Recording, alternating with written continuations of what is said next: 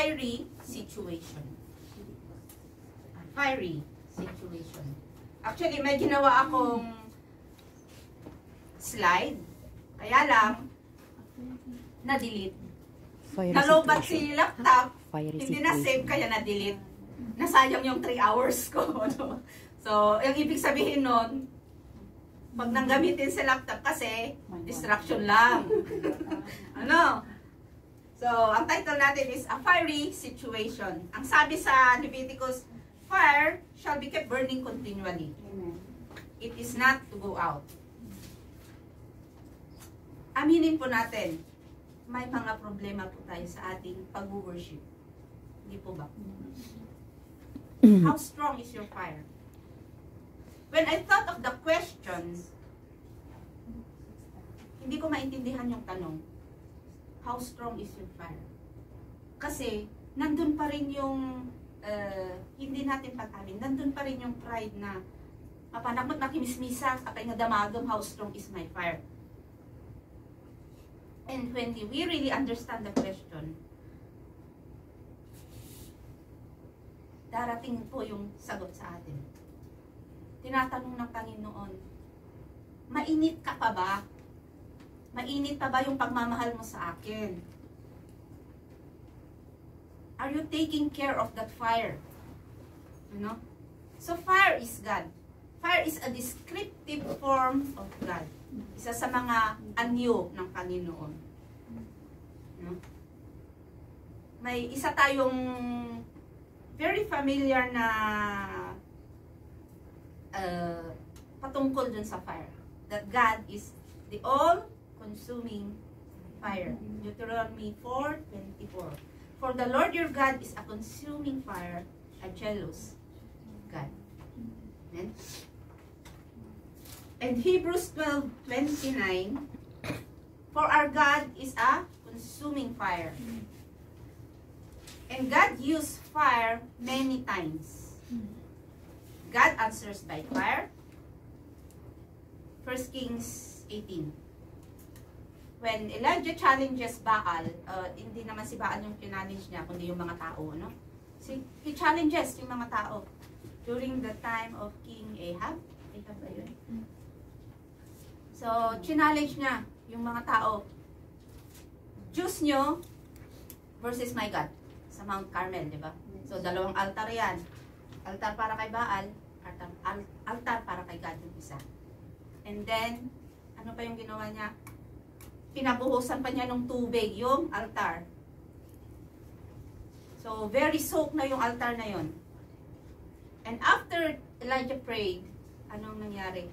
God sent down fire on that soaked altar. So, God used fire to answer.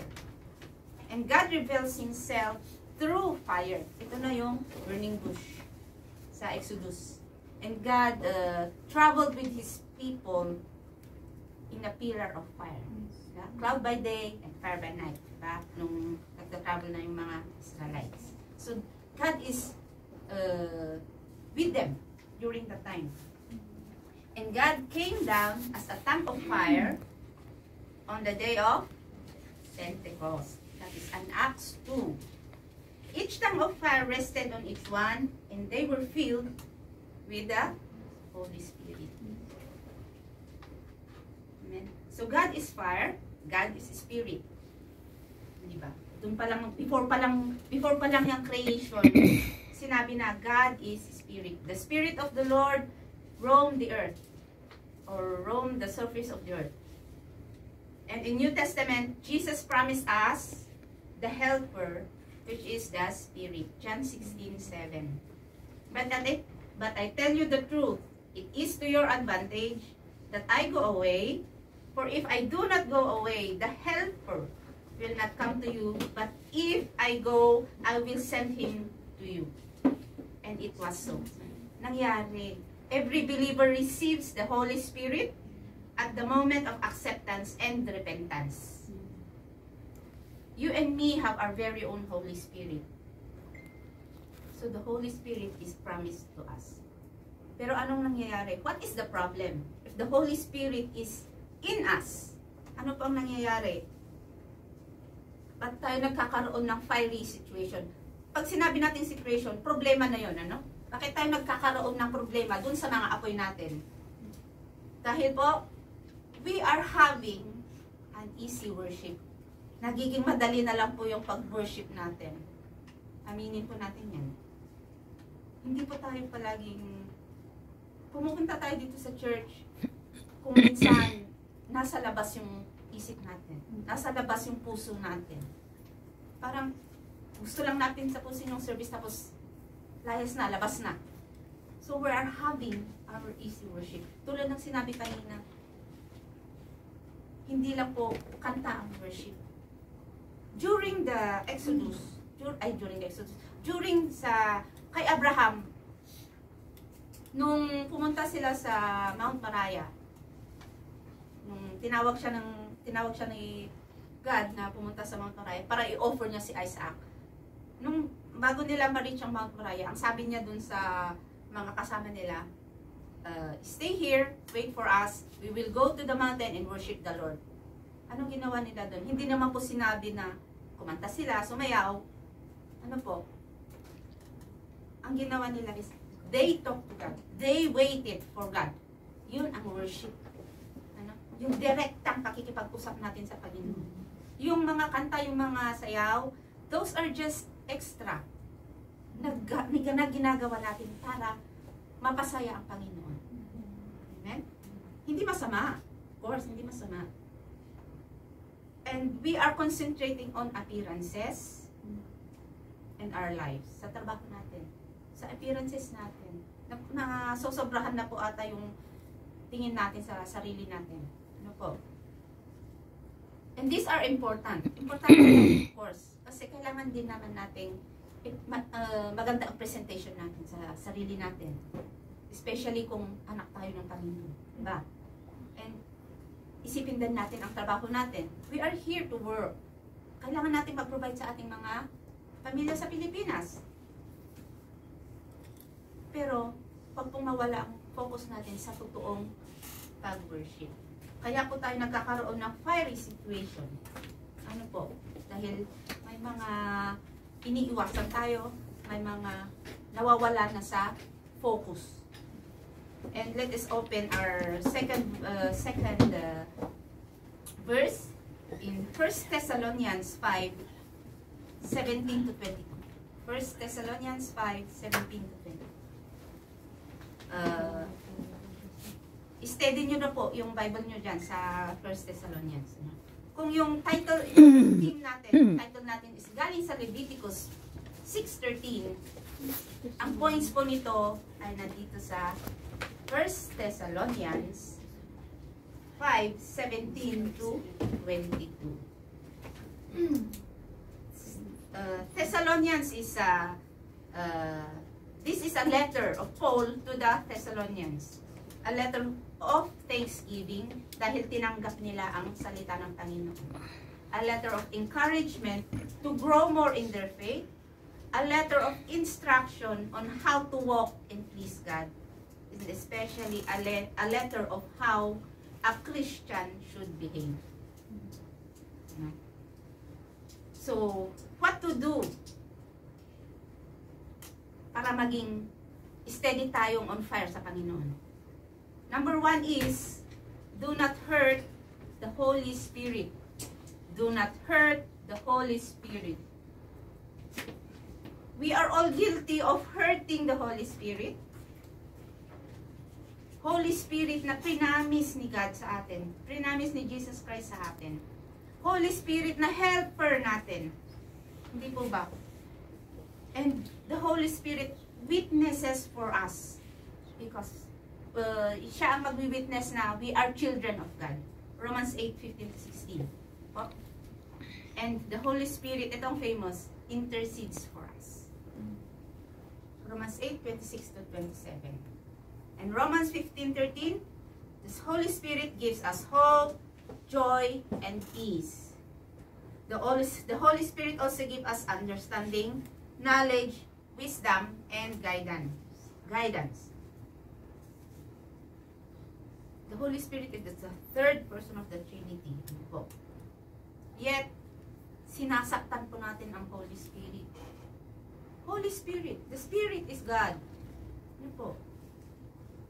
Doon sa 1 Thessalonians, verse 19, do not quench the Spirit. In Tagalog, huwag mong patayin ang banal na Espiritu. Mapapatay ba natin ang Holy Spirit? Sinabi dito do not quench the Holy Spirit. Well, literally, hindi natin mapapatay ang Holy Spirit. Pero ang mamamatay is ang connection natin kay God. Ano po? Maraming versions ito sa Bibles din. Sa Bible din. Ephesians 4:30, grieve not the Holy Spirit of God.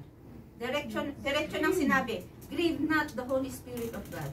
And 1 Timothy 4:14, neglect not the gift that is in thee. So the Holy Spirit is a gift from God. Sobra-sobra na po ang biyaya ng Panginoon sa atin. Yet, we are hurting the Holy Spirit. Sinasaktan natin ang Holy Spirit. Pinipiga natin si Holy Spirit for our own selfishness. Hindi po ba? We hurt the Spirit even in small ways. Kahit na konting-konti lang yan, nasasaktan ng Holy Spirit. When God give us quietness, this is for us to rest, to conserve our energy, and to be ready para po doon sa susunod na ipag-uutos ng Panginoon, para sa next na mission natin. So, kailangan natin, kung nasa quietness tayo, mag-rest tayo. Ano po? Pero ano po ang nangyayari? Nadidistract po tayo. Maraming distraction sa mundo. Ano po? Napapansin natin marami tayong problema. Sunod-sunod ang problema natin. Naala natin yung mga prayers natin na hindi nasasagot. Ano ba yung prayers mo na hindi nasasagot? Marami ano? Marami. Tapos tayo pa ang may ganang magalit. Tayo pa ang may ganang magtanong sa Panginoon. Why, Lord? Baka naman po mali yung pinagdarasal natin. Ano po? This may be small things, but they will become bigger and bigger and bigger. At kung patuloy natin pong sinasaktan ang Holy Spirit, what will happen? There are three things na mangyayari. First is in Isaiah 63:10. Sabi doon, but they rebelled and grieved the Holy Spirit. Therefore, He turned, pakinggan po, He turned Himself to become their enemy. He fought against them. So, ano pong sinasabi? God will be our enemy. There are many times sa Old Testament na naging kaaway ng mga tao si God. Ano po? Maraming example yan. But, because of these people, because of these prophets, because of these chosen people, nagpapatuloy po ang buhay ng tao. The Tower of Babel. Ano yung plano nila? Gusto nilang magpatayo ng tower para makarating sa langit, para sabihin ng ibang grupo ng tao na, para makilala sila, no? Para makilala sila na napatayo sila ng tower. But simpleng rason, ano? So, may pride doon. And anong ginawa ni God? God confused them. Nag-iba-iba yung mga language nila. So, nakalimutan nila yung main goal nila na magpatayo ng tower. Naghiwa-hiwalay sila. Diba? And during the time of Noah, gusto ng patayin ni God lahat ng tao. But because of Noah, nagpatuloy ang tao. So, anong ginawa? He bring flood. So, magiging kaaway po natin ng Panginoon. Patuloy po natin sinasaktan ng Holy Spirit. And in Psalms 51:11, ito, familiar tayo dito. Palagi natin itong kinakanta. No? So, verse 10, create in me a clean heart, O God, and renew a right spirit within me. Pagdating sa verse 11, do not cast me away from your presence, and do not take your Holy Spirit from me. Babawiin po ng Panginoon ng Holy Spirit. Sino po ang nagsulat nito? It's David. Si David, nakilala natin who is after God's heart. Sinulat po niya yan. So magiging kaaway natin ng Panginoon, babawiin pa niya si Holy Spirit. Ano nang kalalabasan natin? Pag ito, yung dalawang to, hindi pa kayo natakot, matakot kayo sa Exodus 32:33. Ang sabi po doon, the Lord said to Moses, whoever has sinned against me, I will blot him out of my book. God will remove our name in the book of life. Pag patuloy natin sinasaktan si Holy Spirit. This situation is hard. Bakit? Because God loves us so much. Mahirap sa Panginoon na gawin ito sa atin. Ano po? At pag na-reach natin yung situation na yon, yung point na yon, kung hindi ka pa namatay, para ka na rin pong namatay. Wala nang Holy Spirit eh. Nabanggit natin kanina, Holy Spirit is the life. Yung buhay natin, ang Holy Spirit. Siya ang nagbibigay buhay sa atin. But because God loves us, mahirap pagtatrabahuan po nating ma-reach yung point na yon. Ano po? Because He is giving us every opportunity para mag-repent. Paghihirapan mo talaga para maging kaaway mo ang Panginoon. Paghihirapan mo talaga para bawiin ng Panginoon ng Holy Spirit sa'yo. Paghihirapan mo rin para matanggal ang pangalan mo sa Book of Life. And when this happens, pag nandun ka na sa point na yon, mahirap na pong bumalik. Kung hindi ka pa namatay physically, ano? Going back means broken into many pieces. Ulitin ko, broken into many pieces. Hindi lang into pieces, but many pieces. Kailangan po nating madurog kung gusto nating bumalik sa Panginoon. At bago mo pa ma-reach yung point na yon, yung first step is kailangan mawala ang ego, mawala ang pride. Doon pa lang baka give up na yung babalik. Ano po? Ang question, pinaghirapan mo maging kaaway ng Panginoon, paghihirapan mo pa ang bumalik sa Panginoon. Gusto mo pang mas mahirap ang bumalik sa Panginoon. I'm telling you, the Bible tells us, mas mahirap ang bumalik sa Panginoon pag nawala ka na sa pag tinanggal na niya ang pangalan mo sa Book of Life. And ano yung isa pang step? Be refined by fire. Pinag-uusapan natin ang fire. And fire is God. Ano? Kailangan nating madurog para pag dumaan tayo doon sa fire ni God, masusunog lahat ng impurities na naipon natin habang nasa mundo tayo. Amen. And no matter how long the quietness given to us, no matter how many problems we face, o kahit na hindi nasasagot yung mga dasal natin, siguro mag-isip-isip na tayo, ano? Keep the Holy Spirit close to us and do not hurt the Holy Spirit. Yun po ang number 1 natin. Do not hurt the Holy Spirit. And that is from 1 Thessalonians 5:19. At it will lead us to number 2. Do not neglect the Word of God. Do not neglect the Word of God. Sometimes we treat the Word of God nonchalantly. Dahil paulit-ulit na naririnig, memorize na natin, paulit-ulit na sinesermon dito sa harap, feeling natin, alam na natin lahat. Feeling natin, alam natin lahat in general. Pero mali po, no? Because the Word of God can be interpreted in so many ways. Amen? Depende kung sino yung audience mo. Kung maliliit na mga bata, of course, you need visual aids. Kailangan mo ng coloring books, kailangan mo mong mag-drawing para lang ipakita sa kanila, ipakilala mo sa kanila sino si Jesus Christ, sino si Mary, sino si Joseph, sino si God. Ano po? Kung ano yung mga events sa kwento. So you need visual aids pag mga bata. How about the unbelievers? Hirap. No. Dahil kailangan mong makuha yung attention nila. Katulad ng ginawa ni God kay Moses sa Mount Horeb. Sa burning bush na yun. Because God wants to get his attention. Dahil ipapadala na niya si Moses doon sa Egypt. No?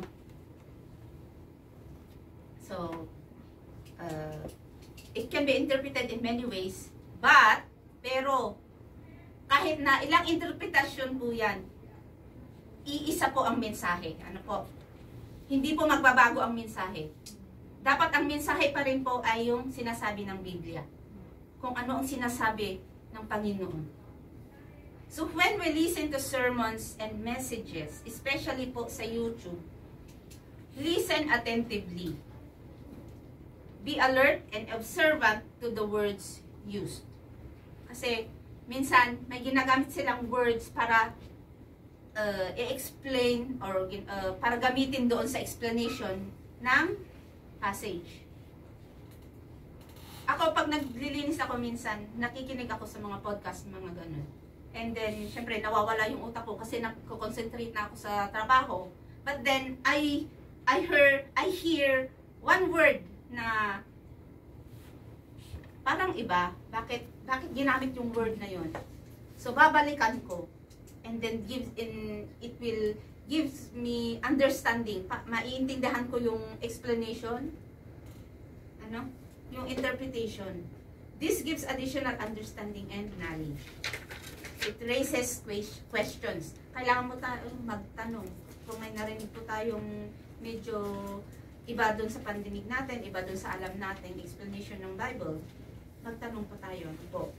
It makes us interested. Sana po lahat tayo na ginagawa to. It makes us interested to dig deeper ourselves. Tayo po mismo ang mag-search kung tama ba yung narinig nating mensahe. So sa verse 20 ng Thessalonians, do not despise prophetic utterances or the word of God in general.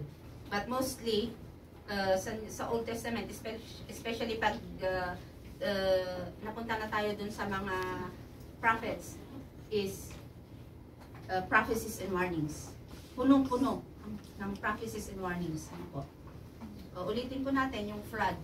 Noah warned the people that there will be flood coming. Pero anong ginawa nila? Pinagtawanan lang nila si Moses. Nasa huli ang pagsisisi. Close na. Sinil na ni God yung ark. Bago lang sila humingi ng tulong kay Moses. Si Moses pa sila, kay Noah pa sila humingi ng tulong. Ano po? And then Sodom and Gomorrah. Although hindi naman nag-warning sila sa mga tao ng Sodom and Gomorrah kasi talagang masama na sila kahit na siguro ilang tao ang ipadala ni God para mag-warning sa mga taga Sodom and Gomorrah, wala pa rin mangyayari. But Lot warned his sons-in-law. May dalawa siyang anak na babae. So, yung sons-in-law niya. He warned them. Pero anong ginawa nila? Katulad kay Noah, pinagtawanan din nila si Lot. And ito pa, famous. Yung asawa ni Lot. What happened to her? She became a pillar of salt. Yes. Ang sabi ng angel sa kanila, tumakbo na kayo, go, run away.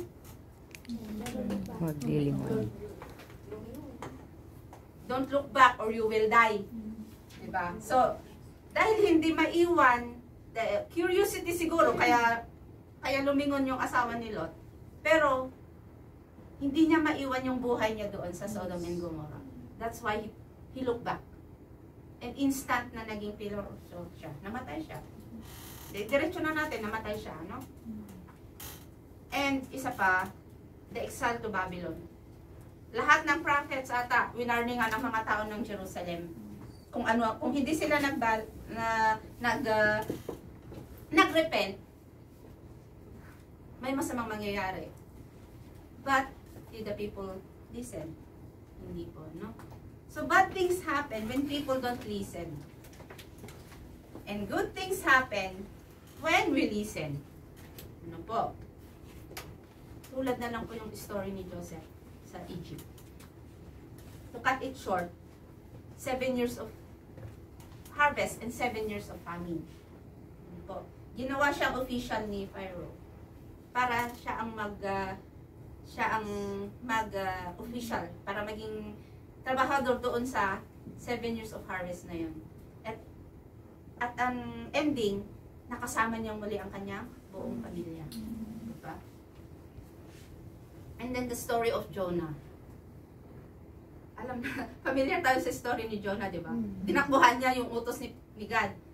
Pumunta ka ng Nineveh, pero nagpunta siya sa kabila, Tarshish. Pero ano ang ending nun?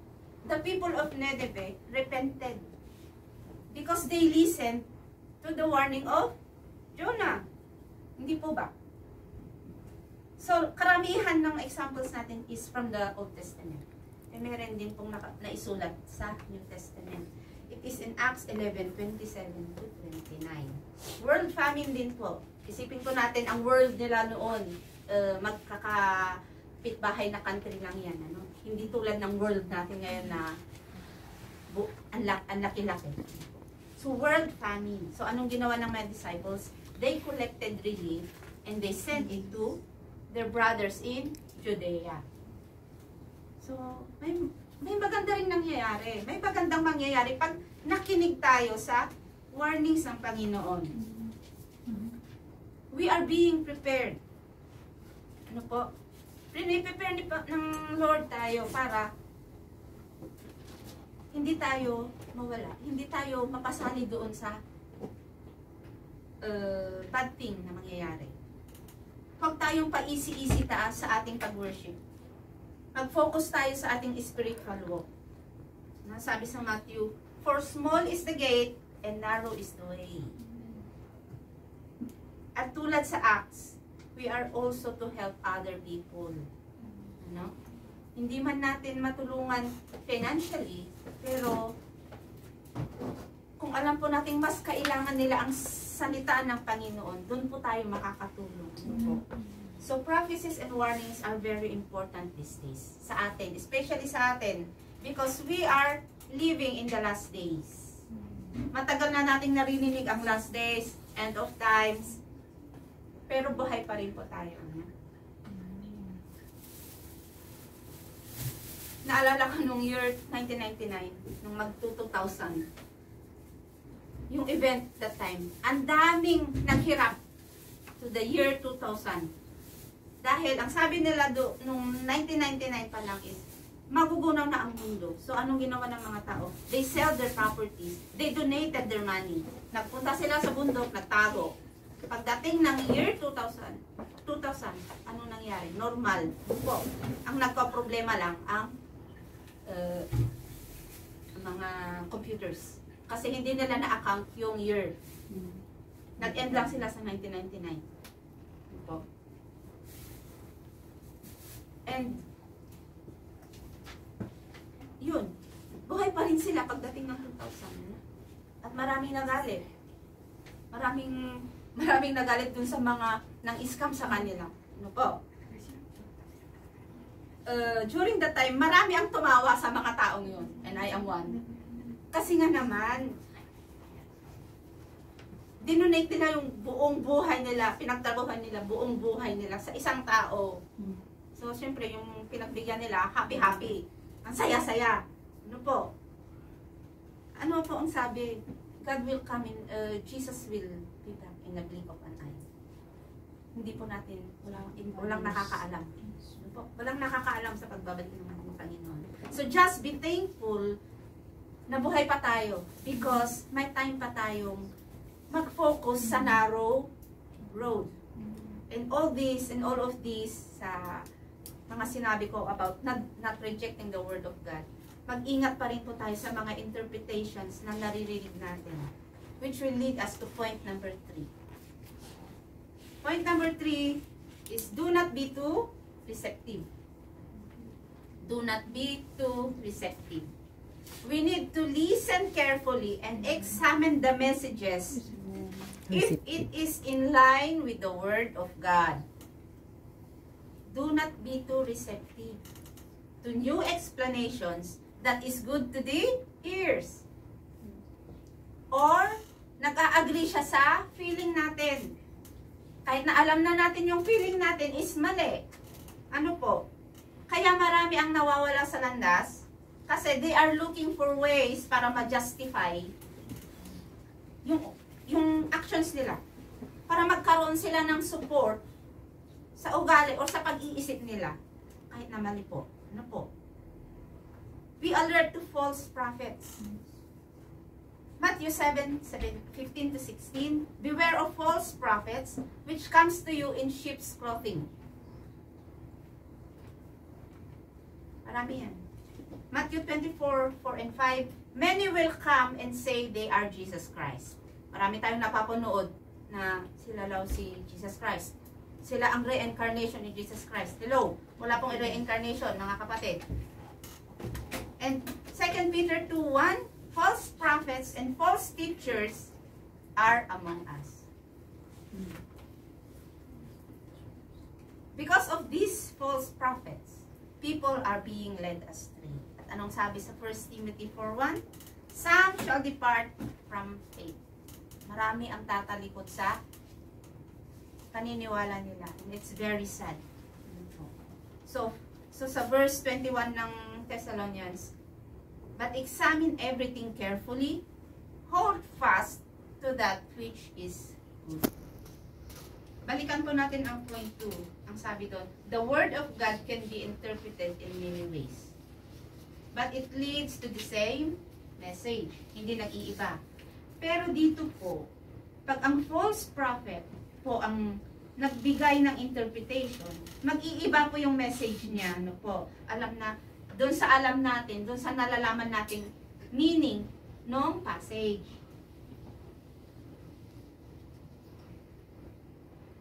Mag-question na po tayo kung may napansin po tayo. Ano po? Para po ma-warningan yung iba. Ma-warningan yung iba na mali yung sinasabi ng messenger. So, kung may napansin kayong mali sa mga sinasabi ko, paki-warning na lang din po ako. Ano po? And then 1 John 4:1, Beloved, do not believe every spirit, but test the spirit whether they are from God, because many prophets have gone out into the world. So, mga kapatid, test every spirit. Nasa atin ang Holy Spirit. This Holy Spirit is living in us. So, let us test the Spirit kung totoo ba yun. Kung kapatid ba ni Holy Spirit natin yung nagsasalita. Ano po? Huwag po tayong tanggap ng mga bagong ideology. Baka po hindi na natin namamalayan. Sumusunod na tayo sa kagustuhan ng mundo. And this leads us to point number 4. Do not follow the world. Do not follow the world. Ang sabi dun sa verse 22 ng Thessalonians, abstain from every form of evil. Sa other versions, kind of evil or appearances of evil. And 2 Corinthians 5:7, for we walk by faith and not by sight. Ang sabi doon, by sight. So, nakakonect sa mata natin yung evil. Hindi actually yung mata natin ang evil, pero nakikita natin ano. Nakikita po natin. In Exodus 23:7, keep yourself away from false businesses. Pag nakita mo ng mali, huwag mo nang gawin. Pero ang question dito, what is evil? It is a very big question. We have our own view kung ano ang evil.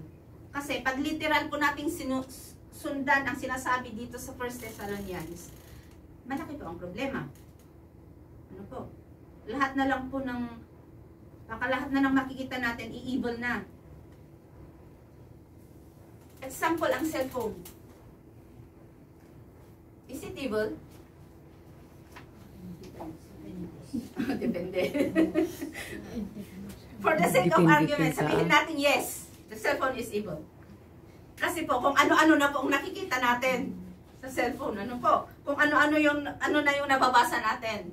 Kahit araw-araw tayo nagpo-post ng mga verses, kahit na yung cellphone natin may naka-download na Bible app, or kahit punong-puno yan ng gospel songs, which is I have all. Kaya lang, hindi naman, pagbukas po natin ng Facebook natin, sometimes yung una nating makikita is hindi maganda. Ano po? Pagbukas natin yung YouTube, kung ano-ano yung topic doon. Lalong-lalo na ginagawa mismo ng mga Kristiyano. Ano po? So, nakakapagbigay po yan ng masamang imahe sa mga Kristiyano. So, cellphone is evil.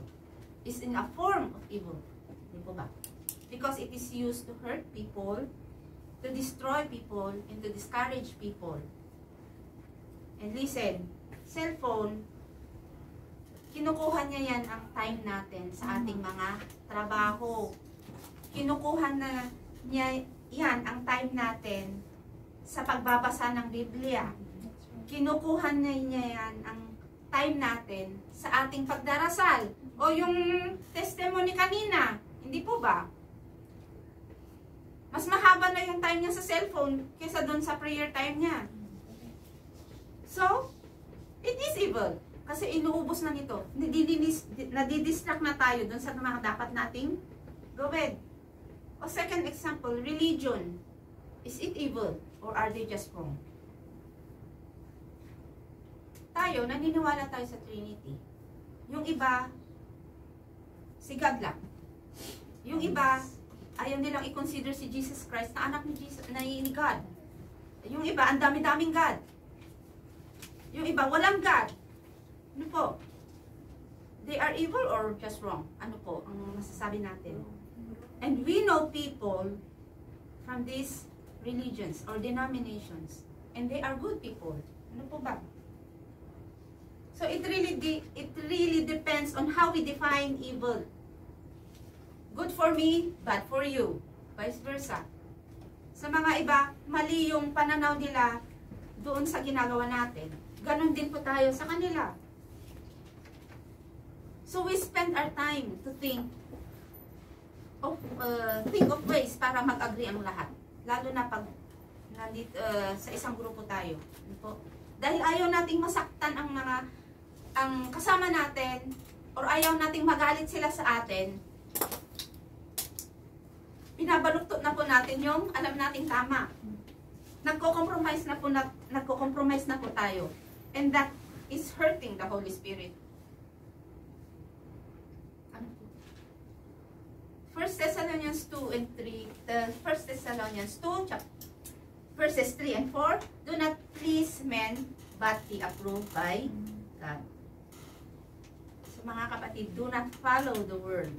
Kahit nakakaiba ang pananaw natin, kung ito naman po ay nagbibigay-pugay sa Panginoon, then so be it. Kung ang tingin nila sa atin weird, but in God's eyes, we are special. Yes, we are special in God's eye. Matthew 5:13-16, we are the salt and light of the world. And we are set apart. 2 Corinthians 6:14-18. So yung verse natin dito sa Thessalonians na, abstain from every form of evil. If our actions and words is in line with the will of the Father, or in line with the gospel, then we are on the right path. Ano po? Hindi po evil. Ano po? Kasi ang verse na po ito, may sarili po siyang interpretation. May sarili siyang mahabang interpretation. Kasi kailangan po nating malaman, ano ba ang evil? Ang evil lang na alam natin si Satanas. Ang evil lang na alam natin yung mga nakikita nating hindi tayo nag-a-agree. So, we need to really know the purpose of evil. Kung may time pa, pwedeng extend dagdagan ni Pastora Renny mamaya. Ano? So, do not follow the world. And lahat ng 1, 2, 3, and 4 na yan, it will lead to number 5. Finally, number 5. Number 5 will help us determine what is wrong and what is right. And number 5 will determine, tutulungan niya tayo kung paano natin i-recognize ang evil. And number 5 is, do not stop praying and giving thanks. So, doon po sa verse 17 and 18. Pray without ceasing, in everything give thanks, for this is God's will for you in Christ Jesus. We are always being reminded to pray, give thanks, idagdag na natin ang fasting. Because we know that this is our communication with God. Huwag po tayong tumigil sa ating pag-pray at pagpapasting. At pag nag-pray naman po tayo, huwag lang thank you Lord. Dagdagan po natin, pahabain po natin. Ano po? Ha? Huwag lang thank you Lord, marami pa tayong sasabihin sa Panginoon. Kung talagang gusto natin, ano po? Huwag lang thank you Lord. At atidogan yung mata niya, thank you Lord, yun, yeah.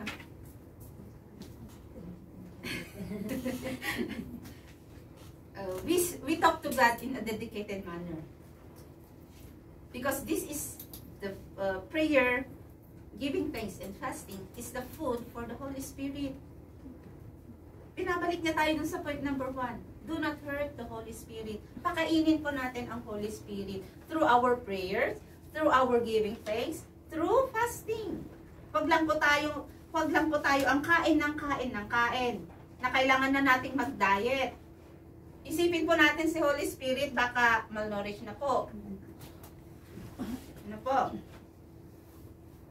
At pag malnourished si Holy Spirit, we are hurting the Holy Spirit.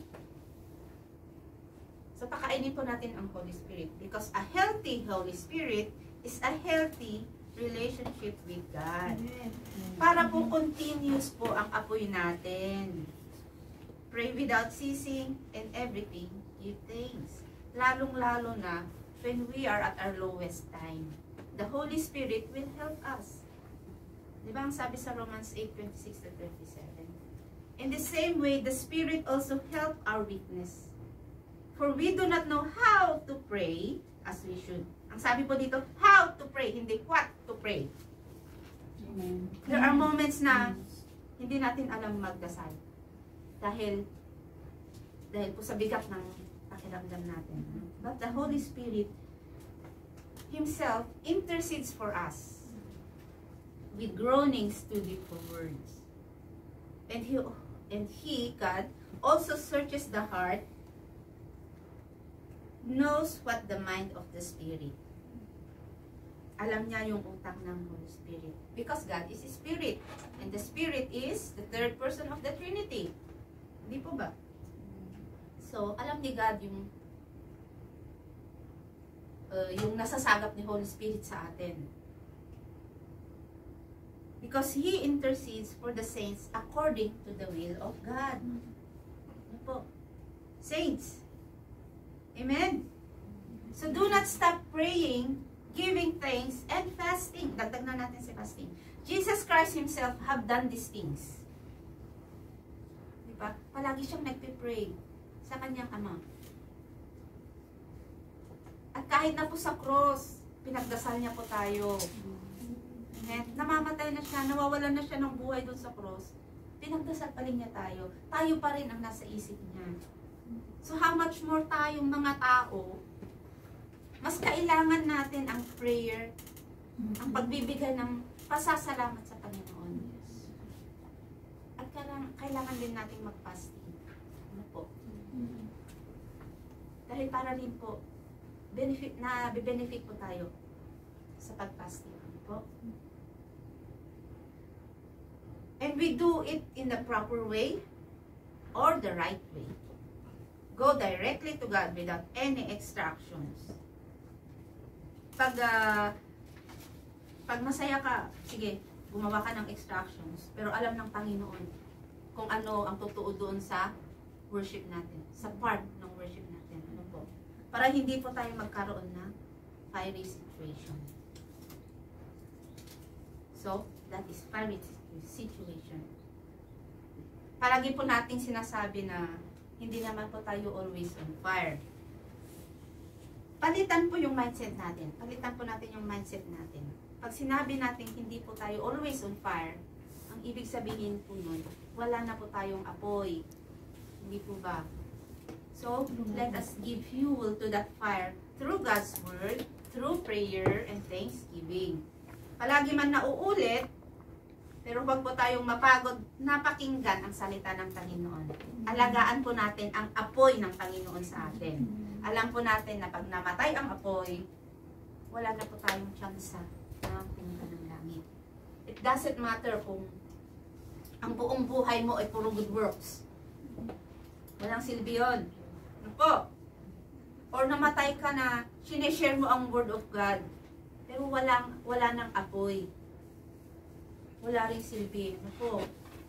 Ang sabi po doon sa Matthew 7:21-23, not everyone who says to me, Lord, Lord, will enter the kingdom of heaven, but he who does the will of my Father will enter. Many will say to me on that day, Lord, Lord, did we not prophesy in your name? And in your name cast out demons? And in your name perform many miracles? Sasabihin ni Jesus, and I will declare to them, I never knew you. Depart from me, you who practice lawlessness. Marireject po tayo. Marireject po yung mga good works. So let us keep the fire burning. Para po makita natin that God is beyond compare. Message ni Sister Carol yan nung second Sunday ng July. Para po makultivate at maturuan ang ating mga puso. No? Message ni Pastor Remy nung third Sunday. At nung last Sunday, message ni Sister Mary Ann. Para ma-experience natin ang spiritual harvest. Keep on burning because we are the temple of God. 1 Corinthians 3:16. Our body is the temple of God and the Spirit lives in it. Ano po? So, keep on burning. Ulitin ko, keep on burning. Sabihin po natin lahat. Keep on burning. Yes, keep on burning. Keep the fire burning. Sabi sa Leviticus 3:13, do not let it out. Huwag po natin hayaang mamatay ang apoy natin. Ano po? Amen. So, that is the message. Amen. Amen. Na-remind sa atin kung ano ang mga hindi dapat natin gawin.